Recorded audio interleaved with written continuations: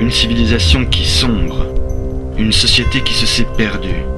Pense et agit comme si par défaut d'espoir, rien ni personne ne pouvait plus lui résister.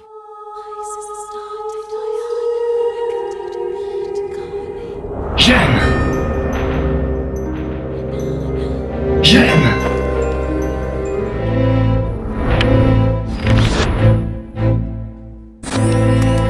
Europa 2027, je vais tout vous raconter.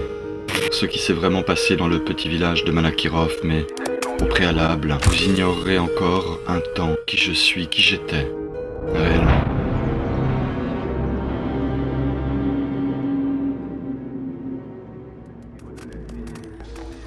J'ai eu plusieurs identités, j'ai endossé plusieurs rôles, et j'ai également mes responsabilités dans l'affaire de l'Institut. Mais oublions-moi un instant, je vous prie. Au cœur du chaos, guerriers, mercenaires, combattants de tous âges et de tous lieux, ils sont réapparus dans les années 2020, après la Grande Dépression. C'était après la dépression, bien après. Dans le marasme qui en était, résultait dans ce purgatoire qui devenait chaque jour, pour les plus démunis, un véritable enfer, un gouffre, un cul-de-sac. Oui, l'Institut Landau filait bien sur les eaux mercuriennes du temps, avec le vent dans le dos et le savoir humain dans ses bagages. Mais devant lui, pourtant, brillait un formidable et gigantesque iceberg que personne, et moins que tout autre le directeur de l'Institut, n'aperçut jusqu'au moment de l'impact. Et peu après le lancement très secret du projet Mercure, Europa 2027, Chinese Break n'avait épargné personne, mais au contraire engouffré une bonne part des populations occidentales. Ainsi de cet homme, Rinsky, appelé parfois Monsieur Limbre, nom de code Jupiter One, ancien flic, il applique et fait appliquer très rigoureusement les ordres et consignes qui régissent la vie de l'Institut, dont il est l'homme de l'ombre et le pouvoir exécutif. Dit également l'œil, le bras, la faux. Il est le grain de sable qui enrayera, la goutte d'eau qui noiera l'Institut. Périra en 2029, totalement déchiqueté par une nanodorpie Wi-Fi postée à Shanghai. Institut Landau, village de Malakirov, vallée du Dniepr. Nul ne sait qui, de l'individu, de la machine ou du pouvoir, l'emportera. La vie des sous-sols qui reprend. Adieu la neige! Voilà les gens du Cap! Adieu la neige! Un esprit rétif comme celui de ce jeune astrophysicien biologiste, Jim, ne pouvait qu'enrayer la machine. Ce que j'ai fini, après toutes ces années, par admettre. Irréprochable l'Institut? Certainement pas. À la vitesse où tu vas, on n'a pas fini, c'est sûr. Dans tout Europa, les nano-implants. Oh yeah. No, naturally, my dear friend. You don't disturb me, by no means. Oh no, you tell me. Why not? Malheureusement, la sécurité n'avait pas prévu que quelqu'un puisse résister aux nano-implants. C'est pourquoi nous pensions être parfaitement à l'abri.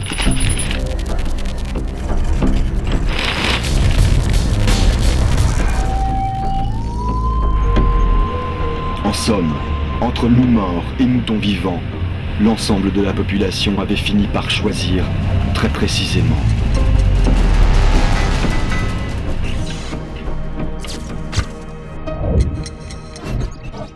Vous êtes Jim Ferguson? Je suis Andrew Esteban, directeur de l'Institut. Je vous remercie pour votre ponctualité. Vous n'imaginez pas à quel point c'est une qualité chez nous. Vous avez de la chance, monsieur Ferguson. Croyez-moi, votre formation trouvera ici son achèvement. Pour notre part, nous savons que vous êtes un élément essentiel et excellent. Bienvenue, monsieur Ferguson. Merci, monsieur Stéphane. Belle machine. C'est vrai. Le fossoyeur, l'épervier, l'aigle noir. Il est équipé d'une main gauche bionique mi-virtuelle, capable donc d'étrangler un poulet avec le petit doigt. Très proche de la sûreté nationale et totalement dévoué à l'État. Voyez-vous, Jim, l'Institut file sur les eaux mercuriennes du temps, avec le vent dans le dos et le savoir humain dans ses bagages. J'en suis certain, monsieur le directeur. Mais permettez-moi une question. À quoi renommer l'Institut? Nous réorganisons l'ensemble. Nous reformatons l'Institut et le programme Jupiter. Votre programme Jupiter y est pour beaucoup. Il semble bien que le temps humain ne soit rien d'autre qu'un escalier en spirale que nous arpentons vers le haut, et dont les étages se ressemblent, se ressemblent, se ressemblent. Oh Jesus, who ordered that?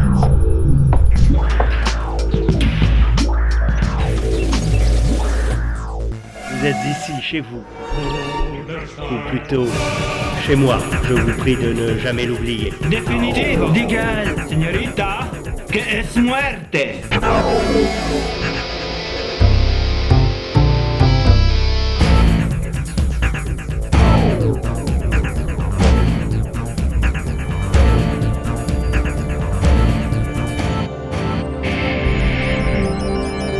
Europe, le monde glacé de Jupiter. Europe, semblable à la Terre il y a 3 milliards d'années. Je vous rassure toutefois, ce manoir peut accueillir des centaines de chercheurs dans les meilleures conditions. Estenza les fascine.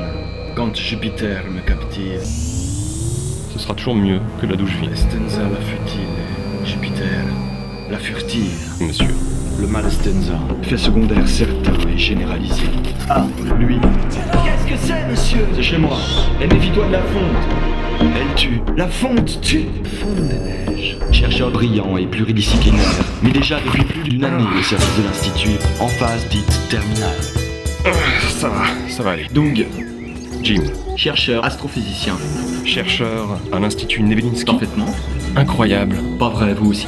Pareil. Bah écoutez, dans ce cas-là, je vous propose qu'on finisse notre chemin ensemble. Très bonne idée.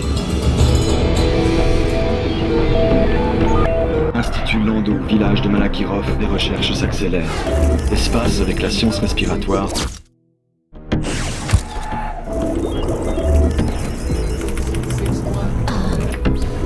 Accapare toute l'attention.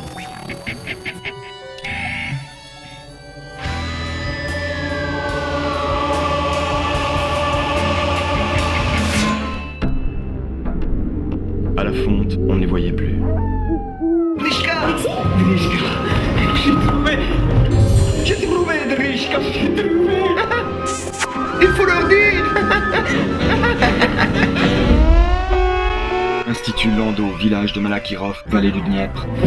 Base scientifique majeure dans presque toutes les disciplines. Oh, Rinzibos, ma mère d'église, qu'est-ce que c'est? Ne blasphémez pas. De l'eau. Oui, mais spécial. Implanté là depuis une quinzaine d'années.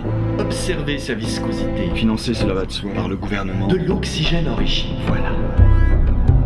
Et le ministère des Armées. Un poumon, en quelque sorte.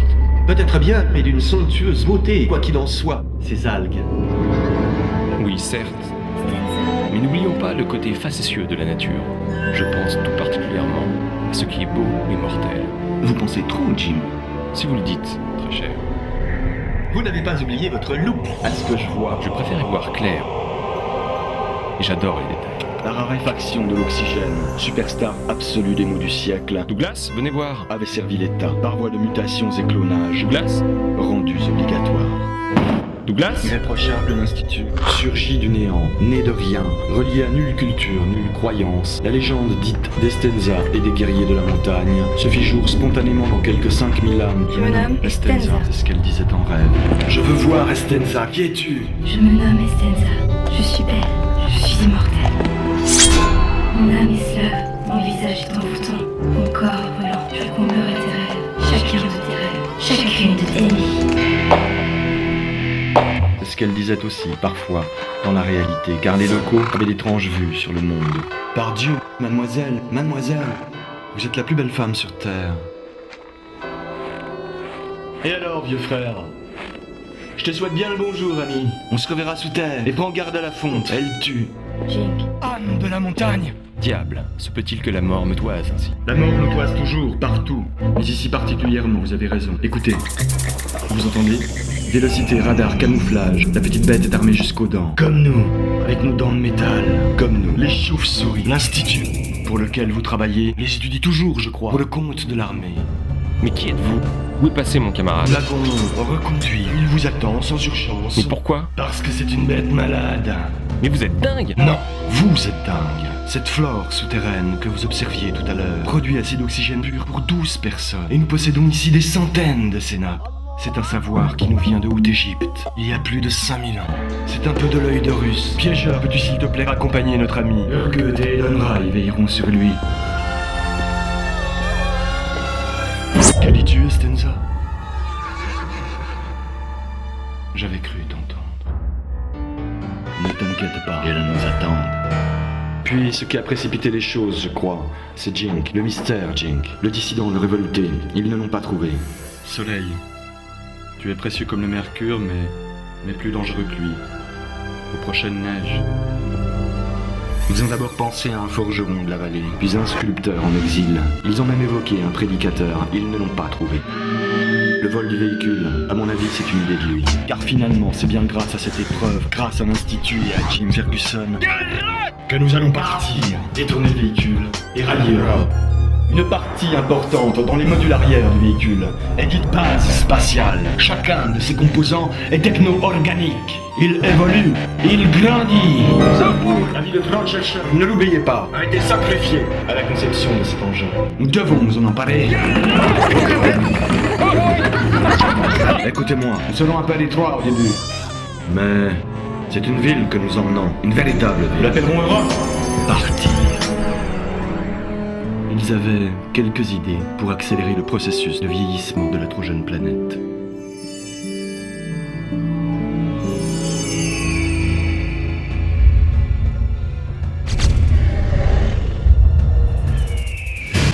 L'Institut fonctionnait sur le principe de l'hypervitesse. Esteban Rinsky arpentait l'Europe en quête des têtes les plus fraîches et les plus pleines. Hier à Kiev, aujourd'hui Dubrovnik, demain à Londres. Rinsky, j'écoute. Vous dites, monsieur Esteban, on a un problème, monsieur. Mais si c'était pour eux la solution idéale de ce genre de cas, ils propulsaient directement de la particule, un cocktail piquant, relevé au tachyon. Haute vélocité hypermasse, le V6 c'était une réponse politiquement déplacée, mais la politique, doucement, avait changé de visage. Chargeur dans la crosse. Accélérateur tout au long du fusil. Jupiter.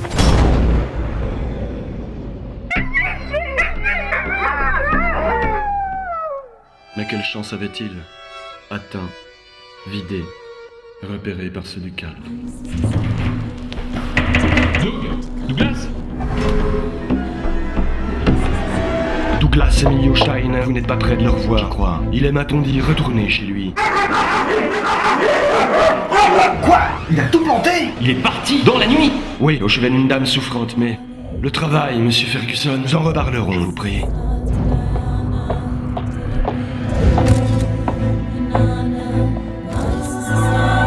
Compte sur vous pour vérifier la sécurité de l'ensemble. Vous savez que la réorganisation nécessite à la fois un plan d'action et une stratégie. Il y a eu 3 cas et vous avez été obligé de les traiter sur mon ordre. Votre sécurité. Il y a eu le cas de Steiner. J'espère que le châtiment vous a paru adapté. Vous l'avez littéralement pulvérisé, Rinsky. C'est excessif. La discrétion. Quelques vieux chercheurs ont dû nettoyer le petit bois. Et nous leur avons dit que plusieurs chiens avaient mangé de l'explosif. Je sais que vous êtes actuellement engagé dans une opération bien entendu très secrète pour l'Institut. Cependant, vous savez, je n'apprécie pas beaucoup vos nouvelles armes. Ces fusils à accélérateur de particules m'effraient un peu. Il faut rester propre. Vous êtes un bon flic, Rinsky. Mais ne les éparpillez pas dans la forêt. Je n'ai pas vraiment le temps de faire le ménage. Ne faites pas de vagues. Lisez, gagnez du temps, tendez des pièges. Et méfiez-vous de la presse. Souvenez-vous de cette vieille affaire Kennedy Martin Luther King.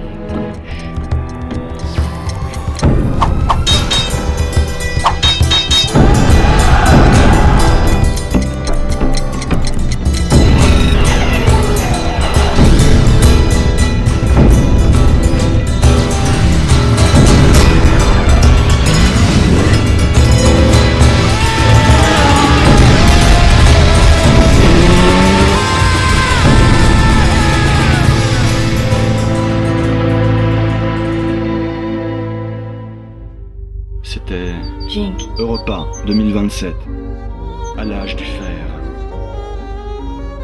Je vais tout vous raconter.